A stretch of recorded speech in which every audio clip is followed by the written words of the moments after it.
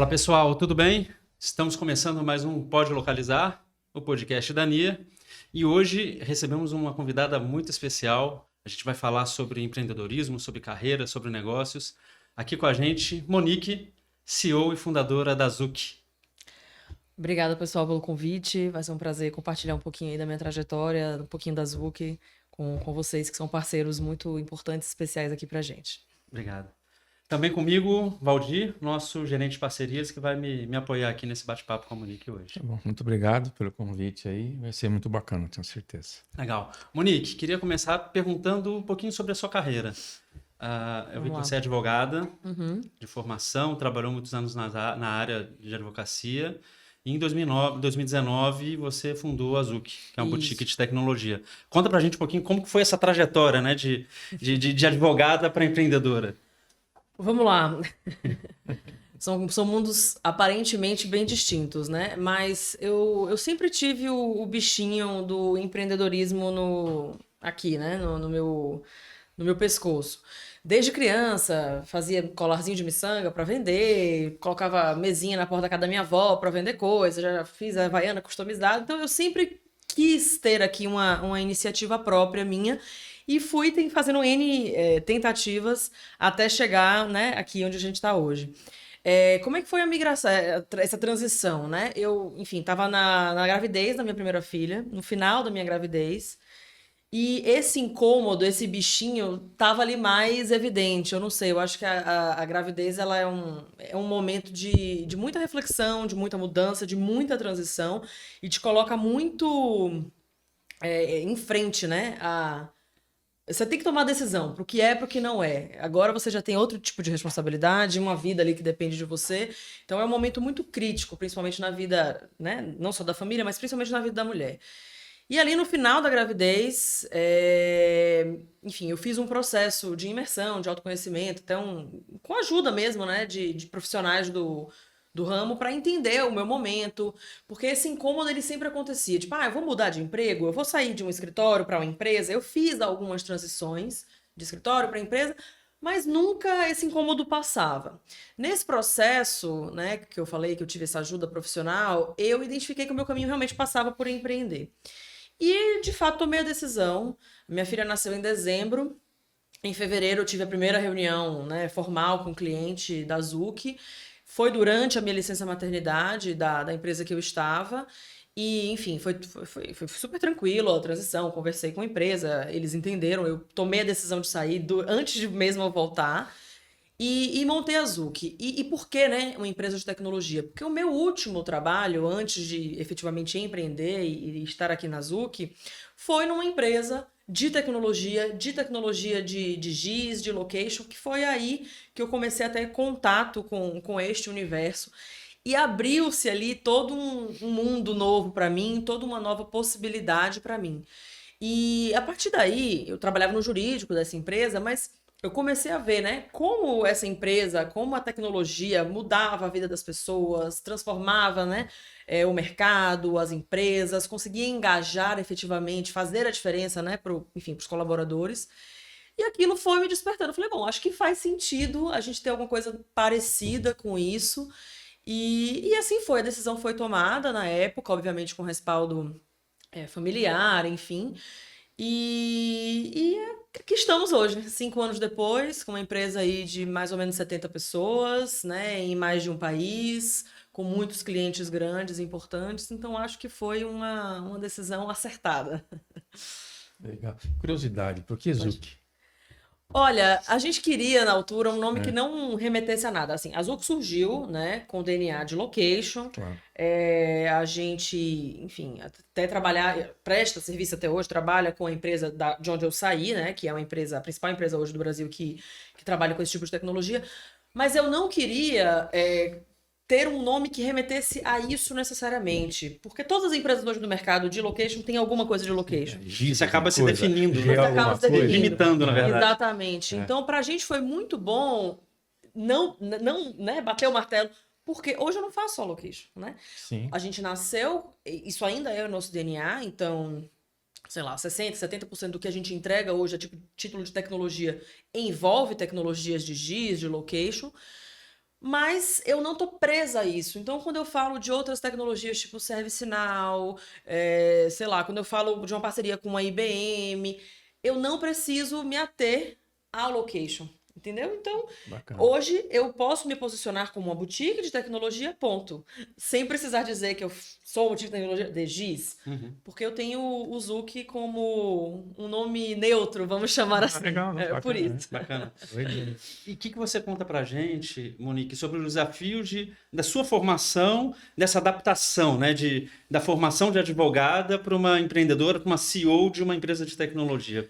Quais foram os desafios, as dificuldades que você sofreu? Tá, os desafios foram vários, mas eu vou dar um passo atrás. Eu acho que a formação jurídica em direito pode parecer não ter nada a ver, mas na minha visão tem tudo a ver. Hoje, tudo que eu faço no meu dia a dia tem a ver com a minha formação. Então, para você conseguir estruturar, além de, né, ver a empresa como um todo, como CEO, eu também olho a parte de vendas, né? Então, eu tenho o chapéu ali de líder da área de vendas. Então, para eu estruturar uma proposta que não coloque a empresa em risco, eu preciso ter uma base jurídica para isso.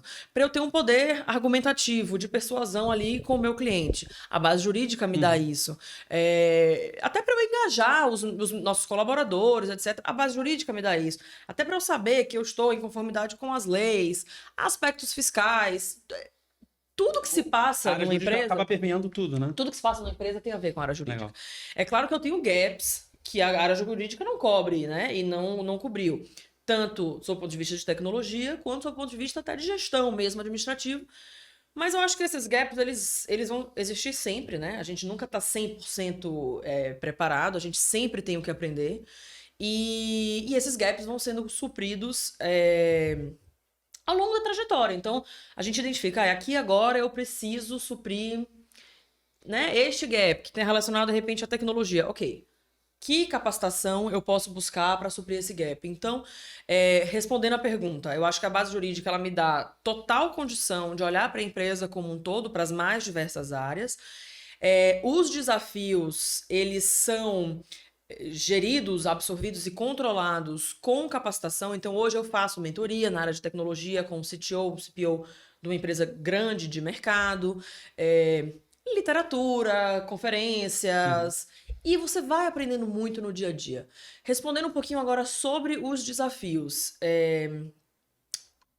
Tem um desafio técnico, né? De você tem uma base jurídica, você está olhando ali para contrato, para societário, para fusão de empresa, etc. Quando você muda, é uma mudança completamente, né? De 180 graus. Quando você muda, você se depara com uma realidade completamente nova. Então eu falo, hoje eu não tenho vergonha de falar isso, mas eu falo brincando, eu não sabia o que era uma API quando eu comecei a Zuc, não sabia. Então, esses eram os principais desafios. Como é que você vai numa reunião com o cliente vender alguma coisa se você não tem ali o domínio técnico? Então, assim, eu tive, e aí eu tenho que agradecer a equipe, enfim, muito respaldo técnico do time. Outra coisa que, assim, eu nunca tive vergonha, eu tive vergonha no começo até de falar, tal, mas eu nunca tive vergonha de perguntar. E esse também é um desafio, porque quando você não é da área, isso é engraçado. Eu falei, não sabia o que era uma API. Às vezes você vai perguntar, o que é uma API? Aí a pessoa fala, nossa, mas você não sabe o que é uma API? Não sei, você não pode me explicar.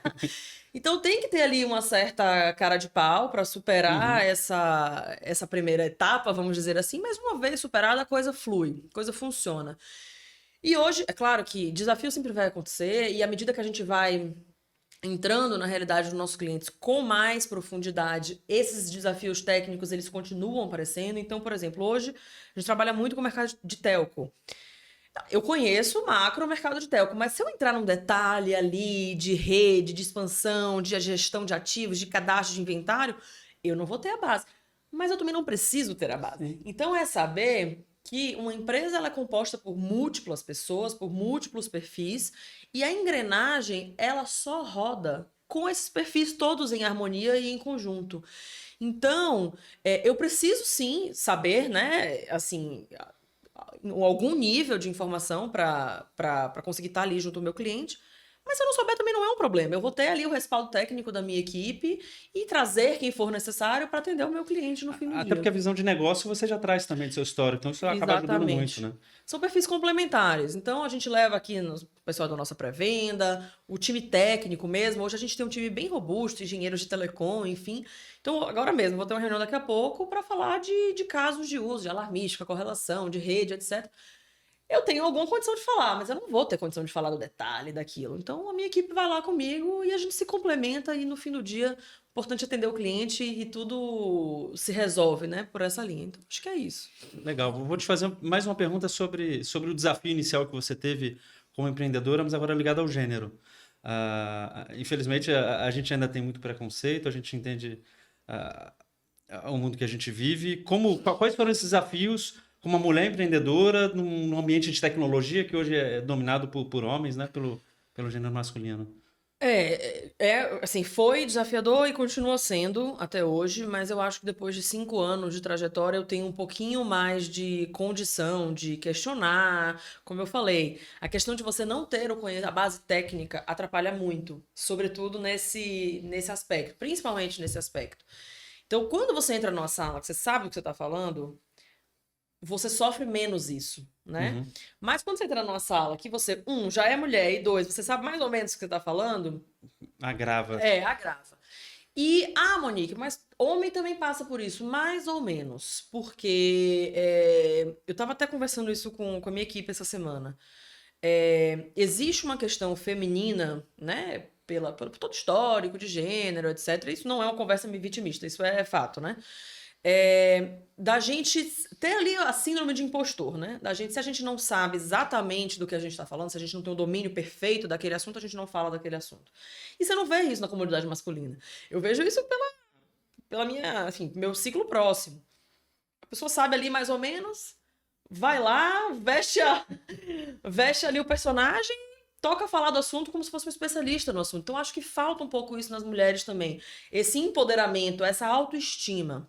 Então, eu acho que o desafio passa muito por você ter a sua autoestima fortalecida para você saber que você é uma pessoa como outra qualquer. No fim do dia, são pessoas, né? Não tem nenhum bicho de 7 cabeças. Então, eu acho que parte dos desafios que eu encontrei enquanto empreendedora, mudando de carreira, também teve um desafio de gênero de você estar numa sala e você ser a única mulher. Isso aconteceu comigo, acontece muito, né? Hoje, na minha equipe, eu tenho medidas para mitigar isso, eu tenho mulheres na equipe. Eu ia te perguntar até sobre isso, sobre alguma ação ou iniciativas, estratégias que você tenha como a Zucchi de fomentar essa questão de gênero, de diversidade dentro da empresa. Vou falar até um pouquinho de... Ontem foi o contrário, a gente estava numa sala em 4 mulheres e um homem. Então, assim, eram 3 da minha equipe, mais uma do cliente, mais um homem. Então, assim, para fechar a questão do desafio, existe, isso é declarado, é um mercado majoritariamente masculino, não tem muito ainda para onde correr, mas a gente, enquanto empresa, tem iniciativas, né, respondendo agora a próxima pergunta, para mitigar isso. Quais são essas iniciativas? A gente tem um programa na Zucchi que remunera pessoas que indicam outros, né, depois de um tempo de experiência. Então, assim, eu preciso ter uma vaga aberta, você indica um colega seu, esse colega é contratado, passado o período de experiência, você é remunerado pela indicação. Quando a indicação é feminina, a remuneração é em dobro. Então, isso já é um estímulo, né? Um estímulo. Com isso, a gente tem hoje algumas desenvolvedoras. É uma diretriz da empresa. Então, assim, todo mundo sabe que a gente quer ter mais mulheres no time, que a gente precisa contratar mais mulheres no time. Então, minha equipe de recrutamento está sempre procurando mulheres. O problema é a base. Porque quando você fala do mercado de tecnologia, sei lá, se você vai numa turma de ciência da computação, deve ter 100 homens e 2 mulheres. Então, a gente não tem massa crítica para encontrar essas pessoas. Mas uma vez que a gente encontra, a gente contrata. E a gente prioriza, tá? Vai parecer até, nossa, você tá sendo... É o que é. Então, se as outras têm lá os papéis masculinos, a gente prioriza, de fato, contratar mulheres. Então, acho que é isso, Carlos. Deixa eu pensar. E a gente também a gente apoia algumas instituições de caridade, né? E não só apoia com apoio assistencialista, de, toma aqui, uma cesta básica, enfim. Uma das ONGs, né, que a gente apoia, capacita mulheres para o mercado de trabalho. Então, hoje, a gente está apoiando uma oficina específica de artesanato, mas parte do nosso plano é apoiar uma oficina de capacitação voltada para a tecnologia. Muito legal. Eles têm um prédio na comunidade, com computadores, etc, etc. E a nossa ideia é que parte da nossa equipe capacite... Leve formação. Exatamente, técnica. que a gente possa depois levar essas mulheres para a nossa realidade, né? Para o nosso... Enfim, para a nossa empresa mesmo. Não, que curiosidade, que você concorda. A gente, nesses anos todos, trabalhando, né, levando a plataforma Here para todos os lugares, né? A gente percebeu um crescimento muito grande das mulheres liderando os projetos nas empresas. Cresceu bastante nesses últimos anos, né? Fomos eu e o Carlos em várias, né, reuniões. Aí as mulheres são as... E quando está um homem, às vezes ele fala, a minha líder está lá, é uma mulher, né? Você percebeu esse crescimento? Ele é muito ainda baixo? Ou a gente que é homem acha que já tem bastante, mas não é assim.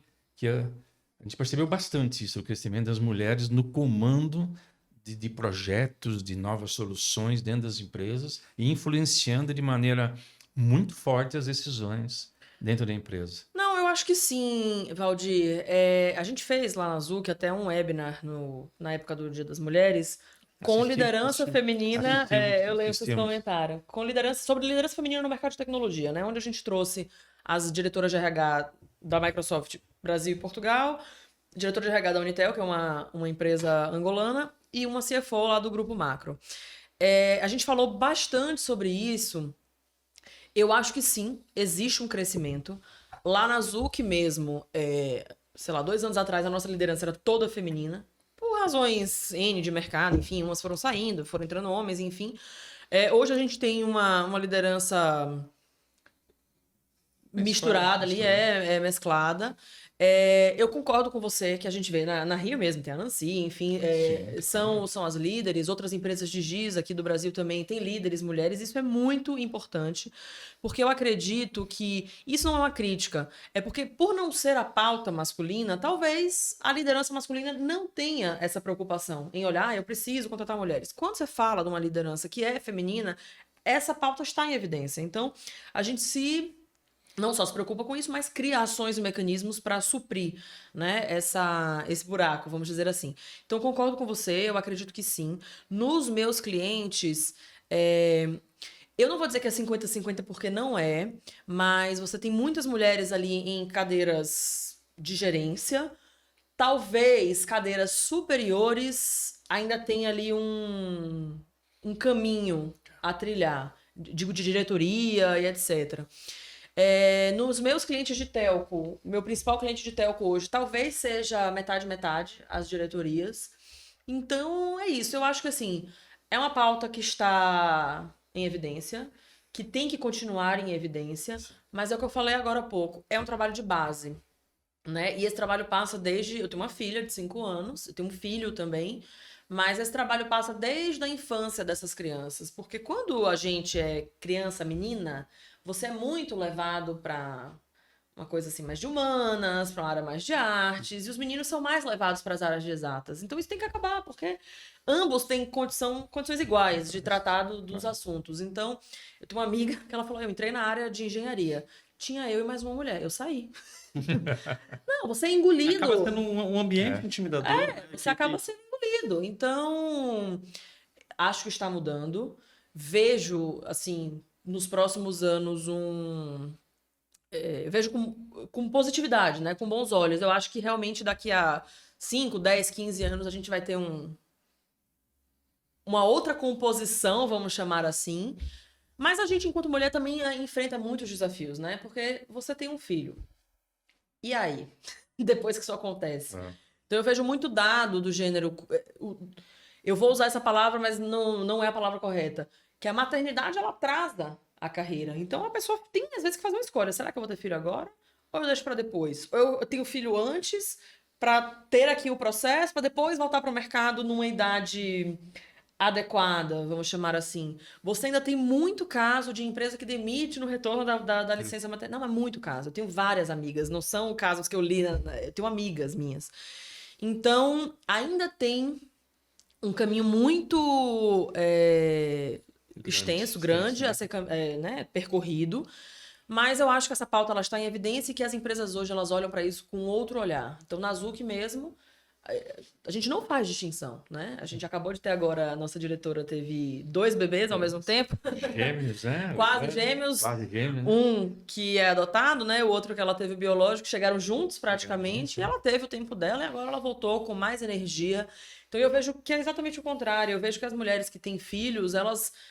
Eu, por exemplo, tenho 2. Eu não tenho tempo para perder. Eu tenho que trabalhar ali no horário que eu tenho, porque de noite eu tenho que estar com eles, de manhã eu tenho que levar para a escola e tenho que buscar. Então, a gente precisa gerir muito bem o nosso tempo, precisa fazer as nossas entregas. Então, as empresas precisam ver isso com bons olhos. E o home office não ajudou isso um pouco? As mulheres, ou eu estou enganado? Não, eu acho que sim. Ajudou, né? Ajudou. A presença mais perto dos filhos, Com certeza. o home office Eu Com vejo certeza. a Leilane com isso, né? Tá ali trabalhando, reunião conosco, aí o filho ela consegue produzir bastante, consegue trabalhar muito. É uma vantagem que você tem, assim, depende muito da realidade de cada família, né? Eu trabalho de casa, meus filhos querem ficar comigo o dia inteiro, então... Tem isso também. Não, tem o lado bom e o lado ruim, mas te dá a possibilidade de terminar uma reunião, fechar seu computador, buscar na escola, almoçar com eles, depois voltar pro seu computador, sem as questões do deslocamento, né? E eu acho que essa questão do home office, ela vai ajudar muito até na questão cultural para nós homens entendermos que a responsabilidade dos filhos não tem que cair unicamente sobre as mulheres, né? Então, para que a gente possa cada vez mais assumir nosso papel e participar cada vez mais e dividir essa tarefa. E eu acho interessante uma coisa, né? Eu fico em home office também, muito tempo, né? Carlos também, né? Sim. E minha esposa sai para trabalhar alguns dias da semana.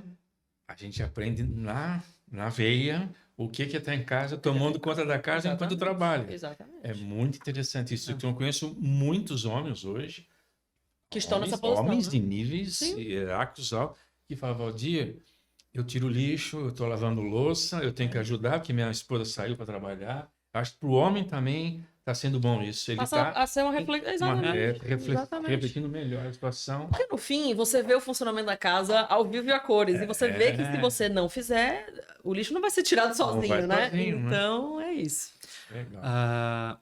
Só para concluir esse assunto, acho que ainda são mercados, né? Então, você falou de telco. Acho que telco, historicamente, sempre teve uma presença maior de mulheres. Acho que tecnologia agora começando. A gente que fala muito com operação, com logística, ainda tem um desafio muito grande. A gente começa a ver algumas líderes mulheres, mas ainda é muito difícil, a presença masculina é muito grande. E falando em mercados, Monique, hoje a Zuc com uma boutique atua de uma forma bem diversa, mas vocês são bem, digamos que bem fortes hoje em utilities, em telco, né? Como que você vê hoje o mercado de GIS, o mercado de tecnologia como um todo, nessa evolução que nós estamos tendo tecnológica? Como que você vê o mercado, a direção que ele está indo e como que a Zuc vem se preparando, né?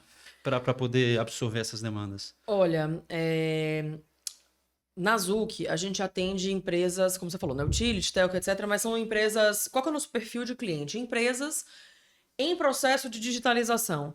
Então, são sempre empresas grandes que nasceram muitos anos atrás, não são empresas novas, que têm complexidades inerentes a esse perfil de empresa, que são aquisições...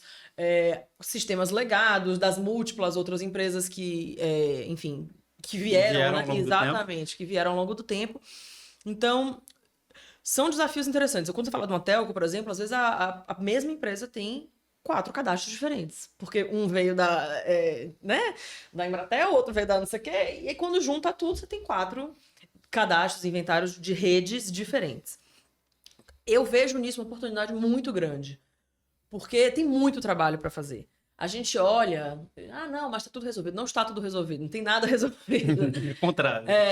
As empresas que a gente atende hoje, a principal delas, ela realmente tem um perfil muito inovador. Elas têm células, né, de inovação, de digitalização, transformação digital muito fortes e muito focadas a este processo de automatização desses fluxos. Sob o ponto de vista do GIS, eu acho que tem muita coisa para fazer. Tem muita coisa já sendo feita, né? O GIS não é novidade para ninguém, já está indo há muito tempo. Mas eu vejo de 2 formas. O trabalho do GIS mesmo, né? Que é o cadastro, que é o inventário, que é eu colocar isso num sistema para poder você fazer a gestão dessa rede, desse ativo, de técnicos em campo, para onde é que você manda essas pessoas, onde é que tá a minha rede, para onde eu expando. Eu vou chamar isso de básico, tá? Eu vou chamar isso de dia a dia. Não me matem. Mas tem um trabalho que, na minha visão, é uma oportunidade muito grande, que é a democratização desse GIS para as áreas que não são originalmente gisdeiras, vamos dizer assim. Sim. E eu vou dar um exemplo de uma empresa que a gente atende na área de B2B. É uma área de negócio, a gente está ali muito próximo da diretoria de inovação, etc. Então, assim, não é uma área de GIS. As pessoas, se duvidar, nunca só usam o mapa do Waze, sabe? Então, ninguém sabe para que o GIS serve, etc. E a gente vem fazendo trabalhos muito significativos para eles. Eu dei até esse exemplo ontem lá, que vou dar um exemplo rápido aqui. É uma empresa enorme, que tem milhões, né, milhares de clientes, B2B e B2C, e eles tinham mensalmente 20% de perda de receita, ou seja, todas as vendas que eram feitas, eles perdiam 20% porque eles não conseguiam ter acurácia na informação de endereço. Então isso é GIS, isso é 100% GIS, só que a pessoa às vezes não tem essa visibilidade. Então, assim, como é que era feita a consulta? Eles ligavam, né, numa empresa e falavam assim, olha, eu sou aqui da empresa tal, eu quero, né, eu quero te oferecer rede, internet, cobertura fixa. Tá bom, qual é o seu CEP? Tal. Jogava esse CEP num sistema. O sistema retornava dizendo que aquela rua era o ponto tal e que tinha disponibilidade ABC, né, do que podia ser oferecido. Muito bem, eu quero comprar aqui a internet, o telefone fixo, etc. Ok, amanhã o técnico vai instalar. Quando o técnico chegava lá, era 3 ruas para cima. Aí, primeiro que o técnico perdia tempo, né? Isso perde tempo, perde dinheiro, quando perde produtividade. Beleza, eventualmente ele achou o local. Chegou no local, não tinha nada da disponibilidade que ele podia instalar naquele local. Chegava lá, ele não conseguia instalar. Aí eu falei, então tá bom, não quero não, vou ligar para outra. Pronto, venda perdida. Isso acontecia no universo de milhares, né, de empresas, de milhares de clientes, são milhares de reais que são perdidos todo mês, porque o endereço não vinha correto. Isso também é básico, mas eu estou falando da área de negócio agora. Uhum. Então, além de sair da questão do GIS, né, como eu falei, do básico do dia a dia do GIS, que tem muita coisa para avançar, que tem a unificação dos inventários, a unificação desses cadastros, a automação. Hoje mesmo a gente fala, né, da Azure, da Utility Network, que você consegue trazer tudo num universo de sistema que já meio que está pronto, assim. Você automatiza todo o seu fluxo de gestão de rede, de ativo, de cadastro, numa plataforma muito robusta e que está ali. Mas quem vai usar isso? O técnico, o cara do GIS, o diretor, o analista. A área de negócio não vai usar. Então, eu enxergo uma oportunidade muito grande para location, para GIS, para Zuc, para Near, para Here, para a gente levar esse nosso conhecimento, essa base, essa informação que hoje a gente tem para essas pessoas que, de uma forma simples, prática para leigos, vamos chamar assim. Legal. Você fez uma ponte bem bacana. Legal isso. Que a gente está falando de, utilizando suas palavras, de sair daquela base do GIS lá, que é o mapa só para a área técnica, e de ter, de fato, uma plataforma de inteligência de dados. Exatamente. Né? Então, você vai ter dados geoespaciais, de dados de localização que vão te atualizar e te ajudar na parte de gestão de negócios e da sua empresa. E aí a gente pode até partir para o tema da parceria. Zuc, um ponto que eu acho bem bacana, vocês, dentro da forma que vocês trabalham, um dos pilares estratégicos é estar em parceria com grandes empresas de tecnologia no mundo. Então, vocês têm parcerias hoje com a Esri. E a Zuc é uma parceira hoje da Near e da RIA. E eu queria que você pudesse falar um pouquinho mais dessa parceria, como que se deu, como que tem sido esse processo de participação dentro do ecossistema da Near e da RIA aqui no Brasil. E como que a gente tem ajudado justamente nesse processo de fornecer uma plataforma de inteligência de dados e como vocês têm aplicado isso dentro do mercado. Perfeito, como você falou, né? Um dos nossos pilares de atuação é a atuação via parcerias. Então a gente tem Azure, a gente tem vocês, a da Here e a Near, a gente tem IBM também, conversão com Microsoft, enfim. Porque, né, Monique? Você quer ser parceiro de todo mundo? Não. A gente hoje, como eu falei, a gente é uma boutique de tecnologia agnóstica. Então, não sou eu que defino qual é a tecnologia que o nosso cliente vai utilizar. Eu preciso estar capacitada e levar para esse cliente as opções que o mercado oferece e as melhores opções que o mercado oferece. E eu entendo que as parcerias que hoje a gente tem são as melhores opções que o mercado oferece. Como a parceria aqui da Here, da NIR, né, complementam o nosso portfólio. É o que você falou. Trazendo dados atualizados, trazendo dados em múltiplos formatos, trazendo dados de múltiplas capturas. Então, hoje a Here me oferece isso. E eu consigo utilizar esses dados porque, assim, Carlos e Valdir, vocês sabem disso melhor do que eu. Dado por dado, né? O que o cliente faz com esse dado? Então, o dado ele tem um poder muito importante, mas ele precisa gerar uma análise, ele precisa trazer um insumo, trazer uma informação para aquele cliente. Então, quanto mais rico esse dado mais informação eu consigo levar para o meu cliente. E aí, quando eu falo da questão da democratização desse GIS, né, de olhar para o GIS de uma maneira 360, o dado é o primeiro passo disso. Então, assim, eu quero levar o GIS para o presidente da empresa. Eu quero que ele olhe um dashboard com mapa, né, com gráficos, que ele bata o olho com a visão que ele está acostumado a olhar, que é número, e ele já veja o que está acontecendo, qual é a região que ele vende mais, qual é a região que ele precisa expandir a rede dele, qual é a região que ele precisa ter mais... E tudo isso eu só consigo oferecer com dado. E com dado bom, com dado rico, atualizado, múltiplas fontes de dados diferentes.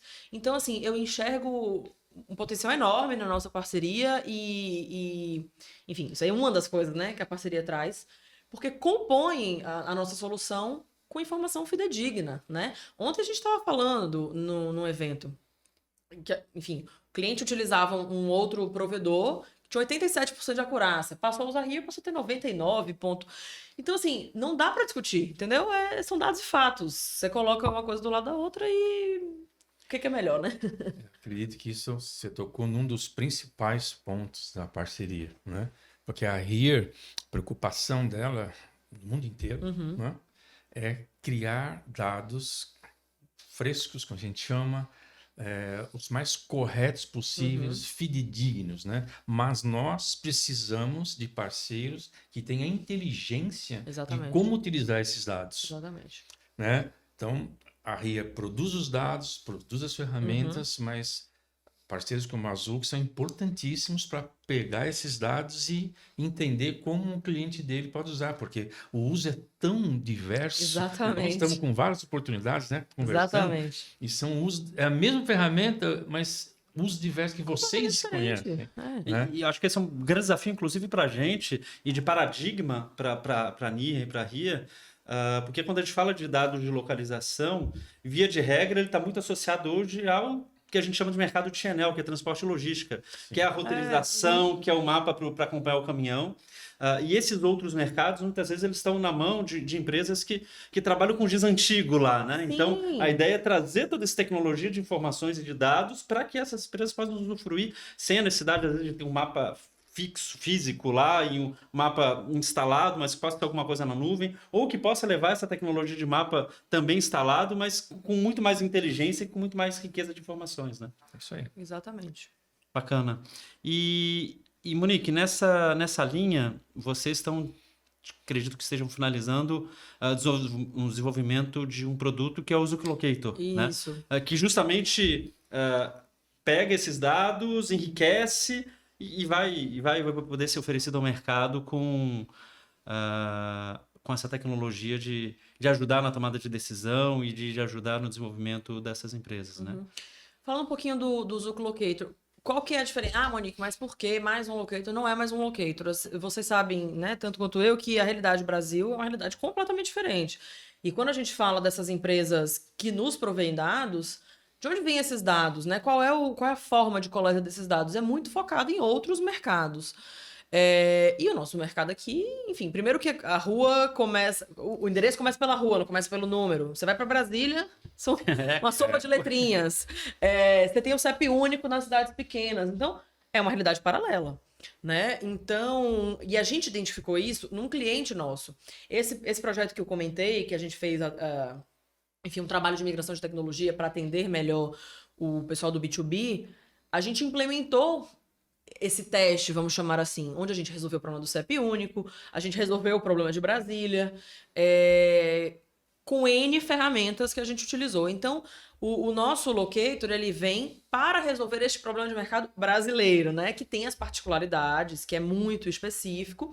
E com isso a gente pretende, né? A gente vai utilizar as bases de dados que a HERE e a NIR nos fornecem, colocando a nossa inteligência em cima disso, eventualmente cruzando com dados de IBGE, enfim, coisas assim mais do nosso cenário brasileiro, para que a gente leve para esse cliente alguma coisa que vai resolver o problema dele no cenário dele, né? Então, uma telco vai lá, chega um CEP único, para no meio da igreja, da cidade. E aí, para onde é que eu vou agora? Então, a gente precisa de mais informação para esse cliente ter uma atuação mais direcionada, mais objetiva, e com isso, né? Não é só isso, economiza dinheiro, você economiza tempo, você pode ter equipes mais enxutas, porque a informação ela tá mais correta, enfim. Então, o Locator, ele vem com esse intuito para resolver esse problema. Legal. E sobre a expansão internacional da Zuc, Monique? Fala um pouquinho pra gente. Hoje, vocês já atendem clientes fora do Brasil, vocês têm um escritório em Portugal. Isso. Como vocês estão pensando isso? A expansão internacional também está no nosso pilar estratégico, né, desse ano. A gente já tem atuação em Portugal há algum tempo, enfim, cerca de 4 anos. A gente tem um escritório lá, a gente tem equipe lá, mas é uma atuação muito tímida ainda, né? Existem alguns desafios para essa expansão internacional e esses desafios são muito diferentes para onde você vai. Então, hoje a gente está olhando muito para o mercado da América Latina, a gente já tem atuação também com alguns países da América Latina e mercado da Europa. São cenários completamente diferentes. Sob o ponto de vista da América Latina, a nossa atuação é 100% focada em GIS, e essa atuação, ela encontra desafios, de língua, porque nós somos os únicos aqui que não falamos espanhol, né? Então, a gente precisa ter uma equipe ali um pouco multidisciplinar e que fale esse idioma, porque... De forma técnica, inclusive, exatamente, né, que é o desafio. A gente está em conversas com outras empresas de telecom na América Latina e você precisa falar de igual para igual, não dá para chegar falando portunhol, né? Então, tem o desafio do idioma e tem o desafio preço, né? Porque a gente no Brasil é um pouco mais caro ainda do que os outros países da América Latina. Mas isso está em andamento, está avançando, inclusive em parceria com empresas locais. A nossa estratégia passa muito por isso, né? Não só aqui no Brasil, mas fora também. A gente acredita muito no modelo de parceria, a gente acha que ninguém faz nada sozinho. E por que não se juntar a empresas já consolidadas, que já estão no mercado, já tem uma base de clientes, para a gente complementar o nosso conhecimento. Então, a América Latina está indo mais ou menos por essa linha, sempre focado em GIS, com os desafios naturais aí de idioma. Na Europa, a gente tem Portugal, que é a mesma língua, mas lá, o que acontece? Como eu falei, a gente já tem atuação há mais tempo. A gente já identificou alguns gaps da nossa atuação e esse ano a gente já começa a resolver esses gaps. Então, a gente deixa... Quais são os desafios da Europa? Fuso horário, idioma também, porque eu não vendo só para Portugal, né? Eu quero falar com outros países. Então, se eu não tenho alguém aqui que fala inglês... Principalmente equipe técnica. Quando eu vou alocar essas pessoas lá, eu preciso que essas pessoas tenham um nível de capacitação um pouquinho maior.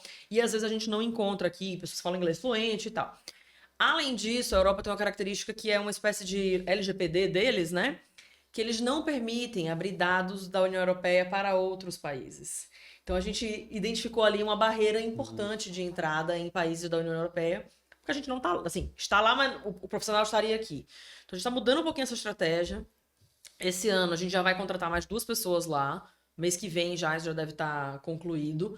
E a gente vai ter a operação de lá para lá, né? A gente antes tinha a ideia de exportar, vamos chamar assim, essa mão de obra Brasil-Portugal, porque na época da pandemia isso era uma realidade, né?